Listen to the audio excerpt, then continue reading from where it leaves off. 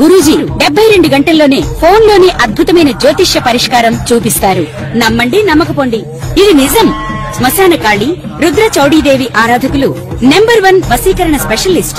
గురూజీ మనిషి పుట్టుక నుండి చనిపోయే వరకు వచ్చే అన్ని క్లిష్టమైన సమస్యలకు పరిష్కారం ఇక్కడ లభిస్తుంది. విద్య, ఉద్యోగం, వ్యవహారం, స్త్రీ ప్రేమ, పెళ్లి, సంతానం, స్త్రీ పురుష వశీకరణం, భూవశం, భార్యాభర్తల కలహాలు, కోర్టు సమస్యలు, విడాకుల సమస్యలు, చేతబడి, అప్పుల బాధ, ఇంకా మీకు ఎలాంటి సమస్యలు ఉన్నా 72 గంటల్లోనే శాశ్వత పరిష్కారం చేయబడును. నేను మీ ఐకాన్ ఆస్ట్రాలజర్ గట్టుపల్లి సురేష్ బాబు. మనకి ఈ 2025 సంవత్సరం ఏదైతే ఉందో ఇది ఆరంభం నుంచి కూడా ఈ సంవత్సరం చివరి ఆఖరి వరకు కూడా ఎలా ఉండబోతుందనే దాని గురించి మనం చూస్తున్నాము. అయితే మనం ఏదైతే చెప్తున్నామో కొంతవరకు అటు ఇటు అయినప్పటికీ కూడా మనం చేసేటువంటి విధి విధానాలను బట్టి కూడా మన ఒక జాతకం అనేది ఉంటుంది. ఒక రకంగా మనం చెప్పాలి అంటే ద్వాదశ రాశుల వారికి కొన్ని రకాలుగా ఉంటుంది. అంటే అది ఎలా అంటే జాతక ప్రకారంగా, గోచార ప్రకారంగా తీసుకొని మన యొక్క దశ అంతర్దశలు తీసుకొని ఏ స్థానంలో ఏ ఒక గ్రహం ఉందో దాన్ని బట్టి తీసుకునేటువంటి ప్రెడిక్షన్స్ వేరుంటాయి. రెండోది మన చాకచక్యం, మన తత్ఫలితాలు, మనం చేసేటువంటి పనులు, దీని వలన కూడా మన యొక్క స్థితిగతులు అనేది మారుతూ వస్తూ ఉంటాయి. ఇది అందరికీ తెలిసినటువంటి విషయమే. అంటే రేపు బాగుంటుంది అని ఎవరైనా గురువు చెప్తే రేపొద్దున బాగుంది అన్నారు కదా అని చెప్పేసి అని ఇంట్లో కూర్చుంటే అది బాగోదు. ఎందుకంటే బాగుంది ఎందుకంటే మన కార్యాచరణ మనం చేసుకుంటూ ఉంటే అది బాగుంటుంది. అలా అని చెప్పేసి కాకుండా బాగుంటుంది అన్నారని చెప్పి కూర్చుంటే అవ్వదనమాట. అందుకని మనం చేసేటువంటి పనుల్లో ఆటంకాలు వచ్చినా, ఎదురితలైనా, ఏదైనా విఘ్నాలు వచ్చినా కూడా వాటికి అధిగమించి వాటికి పరిహారాల నిమిత్తంగా ఏదైనా చేసుకొని ముందుకు వెళుతూ ఉంటే మన కార్యాచరణ బాగుంటుంది. మనం అనుకున్నట్టుగా గురువు చెప్పినట్టుగా కొనసాగుతూ ఉంది. కాబట్టి ఈ 2025 సంవత్సరం అందరికీ కూడా సుసంకానిగా ఉంది, అందరికి కూడా బహువిధంగానే ఉంది, అందరికి కూడా చాలా బాగా ఉంటుంది. కాబట్టి అలానే 2026 సంవత్సరం ఎలా ఉండబోతుంది, ఎప్పుడైనా మనకి ఎలా ఉంటుందంటే మన పెద్దవాళ్ళు చెప్తారు ఏంటంటే ఎప్పుడైనా సరే ముందు వచ్చే కాలానికి మనము ఆలోచింపదగిలితే దానికి తగినటువంటి జాగ్రత్తలు తీసుకునే దానికి అనుకూలంగా ఉంటుంది. ఇప్పుడు వర్షాకాలం వస్తుంది అనగానే మనకు ముందుగా తెలుస్తుంది ఎప్పటికీ జూన్, జూలై, ఆగస్టులో వర్షాకాలం వస్తుంది అని.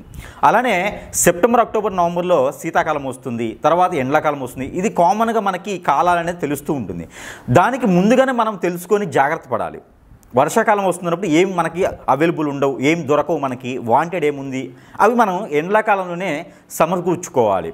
అలానే మనకి ముందుగానే విషయాలు మనకి నెక్స్ట్ వచ్చే సంవత్సరం ఇలా ఉంటుంది అని తెలుసుకోవడంతో తీసుకోవాల్సినటువంటి జాగ్రత్తలు మనం తీసుకోవడానికి అనుకూలంగా ఉంటుంది. కాబట్టి ముందుగానే మనం ప్రెడిక్షన్స్ తెలుసుకున్నాం అనుకోండి, అప్పుడు మనలో ఏమైనా సాధించాలా, సంపాదించాలా, ఇంతవరకు సరిపోతుందా, ఎలాంటి ప్రికాషన్స్, జాగ్రత్తలు తీసుకోవడం వలన మనం ముందుకు ఎదగలుగుతాం అనేది మనకు ఒక ఆలోచన ఉంటుంది. మనం చూడండి, పిల్లలు పుట్టగానే మా అబ్బాయి కలెక్టర్ అవ్వాలి, మా అబ్బాయి ఇంజనీర్ అవ్వాలి, మా పాప మంచి పొజిషన్గా ఉండి విదేశాల్లో సెటిల్ అవ్వాలి, ఇలాంటి అల్లుడు రావాలి, ఇలాంటి కోడలు రావాలని మనకు ముందుగానే అనుకుంటూ ఉంటారు.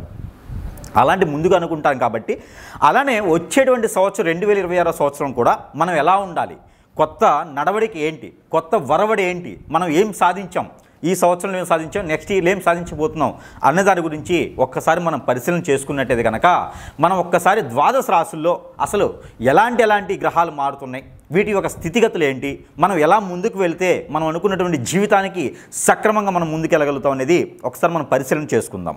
ఈ కుంభరాశి వారికి ప్రతి సంవత్సరం ఉన్నట్లుగానే ఉంటుంది 2026 సంవత్సరం కూడా. ఎట్లా అంటారా, ఈ 2026 సంవత్సరంలో అంటే ఎవరికి ఏ రాశిలో ఎట్లా మారినా మన స్థితిగతులు మారాలి అంటే మనం చేసేటువంటి పని, మన ఆలోచన, మన విధానం, మన విధేయత, మన శ్రేయోభిలాషులు, మన స్నేహితులు ఎవరైతే మనల్ని మంచి కోరుతారో మనం వారి మంచి కోరుతామో అదేవిధంగా మనం ఉంటాం. కాబట్టి ఈ కుంభరాశి వారికి ఎందుకు ఇలా ఉంది అనుకుంటారేమో, కుంభరాశి వారు స్వతహాగా మంచివారు కదా. కాబట్టి ఈ కుంభరాశి వారి అందరికీ కూడా మంచి జరుగుతుంది.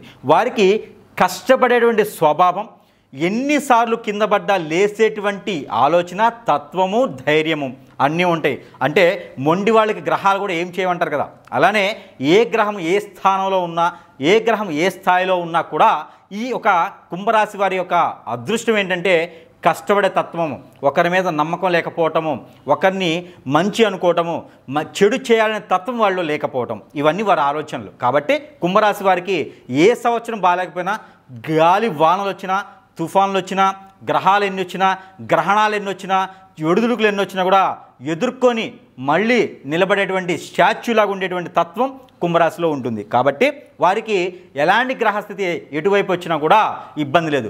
అయితే ఇప్పుడున్న గ్రహస్థితి ఈ యొక్క సంవత్సరం మొత్తం కూడా శని భగవానుడు 2వ స్థానంలో, అలానే 5వ స్థానంలో గురువు, 6వ స్థానంలో కేతు అయితే కొనసాగుతూ ఉంటారు. దానితో పాటు వీరందరికీ కూడా ఈ యొక్క పెళ్ళిళ్ళు అయ్యేటువంటి యోగం అయితే ఈ సంవత్సరం కూడా పెద్దగా కనబడట్లా. బలవంతంగా ఏదైనా బద్ధకంగా ఇంకేదైనా మొండిగా పెళ్లి చేస్తే అవుతుంది తప్పితే, లేకుంటే పెళ్ళి అయ్యేటువంటి యోగం అయితే ఈ సంవత్సరం కుంభరాశి వాళ్ళకైతే కనబడట్లా. దీనివల్ల ఒక మంచి మేలే ఉందండోయ్. దీనివల్ల మీరు అనుకున్నటువంటి కార్యాచరణ, కార్యక్రమాలు, మీరు అనుకునే గోల్స్ రీచ్ అయ్యేదానికైతే అవకాశాలు మెండుగా ఉన్నాయి. అవి ఎప్పుడంటారేమో, మీరు విదేశాలకు వెళ్ళాలనుకున్నా, ఏదైనా రంగంలో రాణించాలనుకున్నా, రాజకీయ రంగంలో వెళ్ళాలనుకున్నా, మీరు ఏదైనా స్థాపించాలనుకున్నా, దాని అన్నింటిలో కల్లా మీకు హాస్పిటల్స్ రంగం, డాక్టర్ అవ్వేదానికి, మెడికల్ టెక్నీషియన్ కానీ మెడికల్ రంగాల్లో వారికి, అలానే డయాగ్నోస్టిక్స్ వారికి, ఇలాంటి డాక్టర్స్ అవ్వాలని, ఇలాంటి ఫీల్డ్లో ఉన్నవారి ఆయుర్వేదిక్ కానీ, ఇలా జ్యోతిష్యులుగా అవ్వాలనుకున్న వారికి, ఇలా మంత్రగాళ్ళకి, ఆ సాధువులకి, సంఘ ఉద్యోగులకి, సంఘాన్ని పోషించే వాళ్ళకి, ఇలాంటి 10 మందికి మంచి కోరే వారికి, లీడర్షిప్ ఉన్నవారికి, అన్ని రంగాల వారికి చేయూతనిచ్చేటానికి అవకాశాలు మెండుగా ఏర్పడుతూ ఉన్నాయి. అందులోనూ ఈ కుంభరాశి వారికి ఎప్పుడు కలిసి వస్తుంది, ఏ మాసం బాగుంటుంది అనుకుంటే కనుక, ముఖ్యంగా ఈ యొక్క కుంభరాశి వారికి జనవరి, ఏప్రిల్, జూలై, అలానే సెప్టెంబర్, నవంబర్, ఈ 4-5 మాసాలైతే వీరికి అద్భుతంగా కలిసి వస్తుంది. కాబట్టి ఆ మాసాల్లో కొత్తగా ఏదైనా మొదలు పెట్టాలి అనుకుంటే ఆ మాసంలో ప్రారంభించండి. మీకు నక్షత్రం, తిథి, వారం, లగ్నం, గడియ, చెడు, మంచి ఏం అవసరం, ఆ తిథులలో మీరు మొదలు పెట్టుకుంటే, ఆ మాసాలు మీరు కార్యాచరణ మొదలు పెడితే మీకు అద్భుతంగా కలిసి వస్తుంది. ఇకపోతే మీకు ఏదైతే రంగాల్లో అనుకుంటున్నారో దాంట్లో రాణింపగలుగుతుంది. కానీ విదేశీయానం కూడా మీకు విదేశీయానం వెళ్ళడానికైతే ప్రయత్నం నవంబర్, డిసెంబర్లో అయితే అవుతుంది. కాబట్టి ప్రయత్నం అయితే మీరు ఏప్రిల్, మే, జూన్ మాసాల్లో చేయండి. ఇక బలవంతంగా అయినా సరే పెళ్లి చేసుకోవాలి, లవ్ మ్యారేజెస్ కూడా మీకు ఈ మాసంలో కనిపిస్తున్నాయి, ఈ యొక్క సంవత్సరంలో మీకు కనిపిస్తున్నాయి. అవి ఎప్పుడు అంటే కనుక, ఒకసారి అయితే ఏప్రిల్ నుంచి మే, రెండోది అయితే ఆగస్ట్ నుంచి సెప్టెంబర్, ఈ 2 సార్లు అయితే కనపడుతున్నాయి. కాబట్టి ప్రయత్నపూర్వకంగా చేయండి, ఇబ్బంది పెట్టకండి. ఇబ్బంది అసలు పెట్టద్దు ప్రేమించిన వాళ్ళని. కాకపోతే ప్రేమించే వాళ్ళు కాబట్టి ప్రయత్నపూర్వకంగా ఇంట్లో కూడా నొప్పించేటువంటి ప్రయత్నం చేయండి. లేదంటే లైట్ తీసుకొని వేరే మ్యారేజ్ చేసుకోండి, అంతేగాని నొప్పించొద్దు ఎవరిని. గురువుగారు చెప్పారు కానీ అసలు చేయకండి. కానీ కలిసి వచ్చే కాలం మాత్రమే చెప్తా.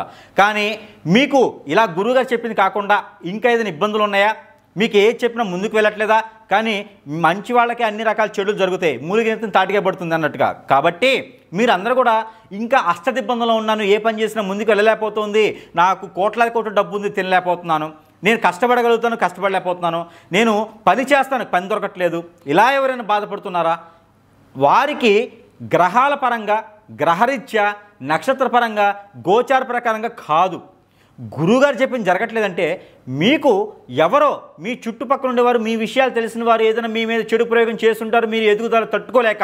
కాబట్టి అవి మీకు తెలియదు. కాబట్టి మీకు సమీప దూరంలో ఉన్నటువంటి గురువుగారి దగ్గరికి వెళ్తే వారు మీకు పరిష్కార మార్గం అనేది ఖచ్చితంగా చూపిస్తారు. లేదు చిన్నగా జరిగినాయి మా మీద చిన్న ప్రయోగాలు జరిగినాయి, దానివల్ల అశాంతి లేదు, ప్రశాంతత ఉండట్లేదు, అలానే నిద్ర పట్టట్లేదు, చిరాకు ఉంటుంది, మాకేం అర్థం కావట్లేదు అంటే చివరిలో ఒక పరిహారం ఉన్నదే, ఆ పరిహారం మీరు రెగ్యులర్గా చేసుకుంటూ ఉంటే కొంతమేర మీకు జరిగినటువంటి అశుభ దృష్టి కూడా తొలగిపోయేసి అదృష్టవంతులయ్యేదానికి అవకాశం ఉంది. కాబట్టి ఆ మేర ప్రయత్నం చేసుకోండి. ఈ పరిహారం చేసుకొని 2026 సంవత్సరంలో అతిపెద్ద వాళ్ళందరిలో కూడా కుంభరాశి వారు కూడా సాధించేందుకు ముందుకు ఉండాలి, ప్రోత్సహించుకునే దానికి చాలా మంది ఉన్నారు. కాబట్టి ఆ మేర ప్రయత్నం చేయండి, అదృష్టవంతులవ్వండి.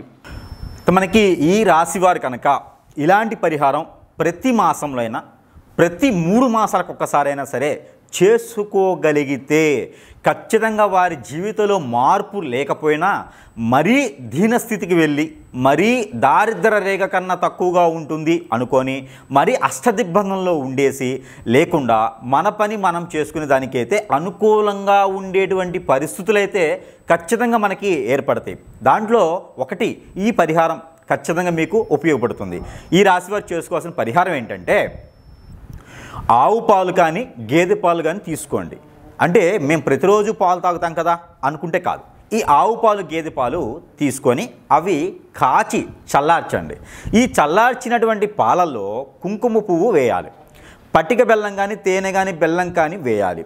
అలానే దానిలో ఈ గులాబీ రేకులు ఉంటాయి.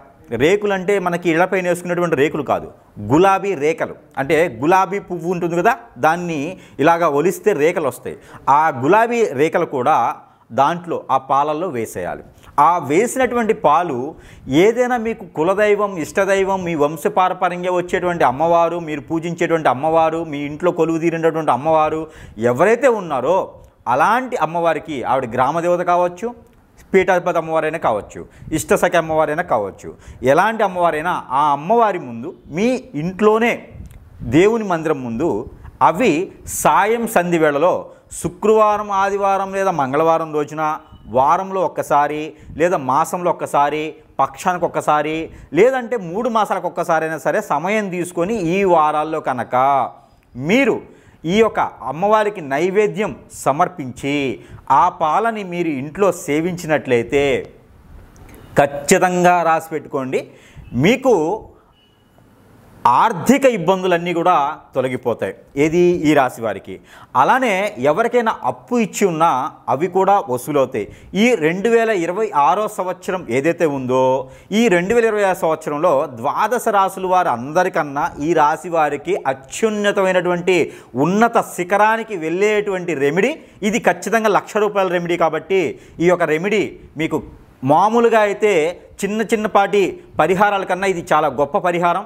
ఇది చేసి అదృష్టవంతులు అవ్వచ్చు. చాలా చిన్నటువంటి పరిహారం కాబట్టి. అలానే ఆవు పంచకం అని దొరుకుతుంది. అదే రోజున ఆవు పంచకంలో పన్నీరు అని ఉంటుంది. పన్నీరు, ఆవు పంచకం, దాంట్లోనే కొంచెం గంధము, దానిలోనే కొంచెం పసుపు, ఇవన్నీ కూడా మిశ్రమం చూసుకొని దానిలో కొన్ని బియ్యం వేయాలి. ఈ యొక్క వేసినటువంటి మిశ్రమాన్ని, ఆ లిక్విడ్ ఏదైతే ఉందో అది ఇంటిల్లిపాది మొత్తం కూడా చల్లారి మన పైన చల్లుకొని ఇంట్లో మొత్తం చల్లుకున్నట్టయితే ఇంట్లో ఉన్నటువంటి నెగిటివిటీ కూడా మీకు సానుకూలంగా ఉండేటువంటి అవకాశాలు మీకున్నాయి. ఇది వారానికి ఒక్కసారి, పక్షానికి ఒక్కసారి, మాసానికి ఒక్కసారి ఈ పరిహారం మీరు ఖచ్చితంగా చేసుకోవాలి.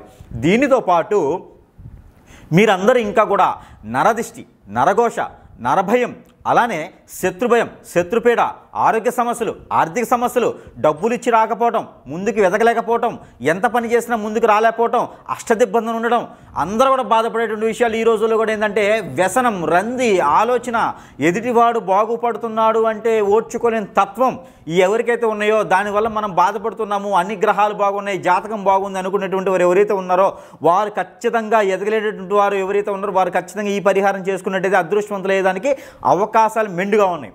ఆ పరిహారం నిమిత్తంగా ఈ సంవత్సరం మొత్తం కూడా 365 రోజులు కూడా చేసుకోవాల్సినటువంటి పరిహారం మీ అందరి రాశులు చేసుకోవచ్చు. అన్ని రాశుల వరకు కూడా ఈ పరిహారం చేసుకోవచ్చు. ఆ పరిహారం ఏంటి అంటే నల్ల నువ్వులు ఒక చిటికెడు, తెల్ల ఆవాలు ఒక చిటికెడు, అలానే లవంగాలు ఒక 7, గ్రీన్ కలర్ నిమ్మకాయ అంటే పచ్చి నిమ్మకాయ ఒకటి, పసుపు ఒక చిటికెడు.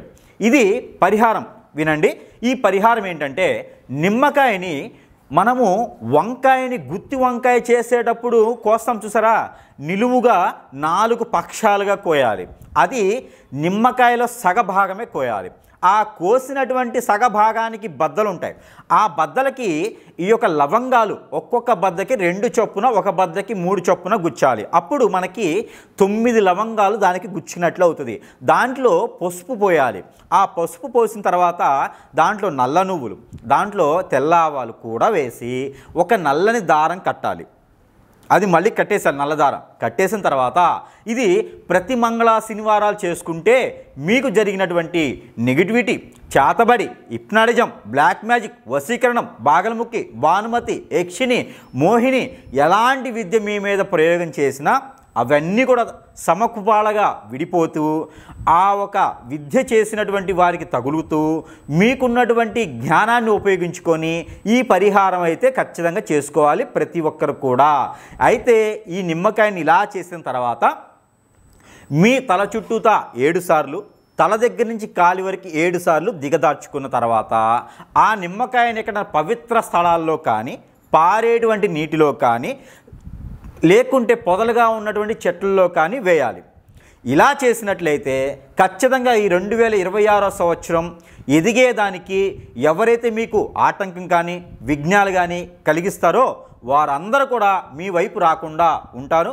మీ పక్కనే ఉండండి.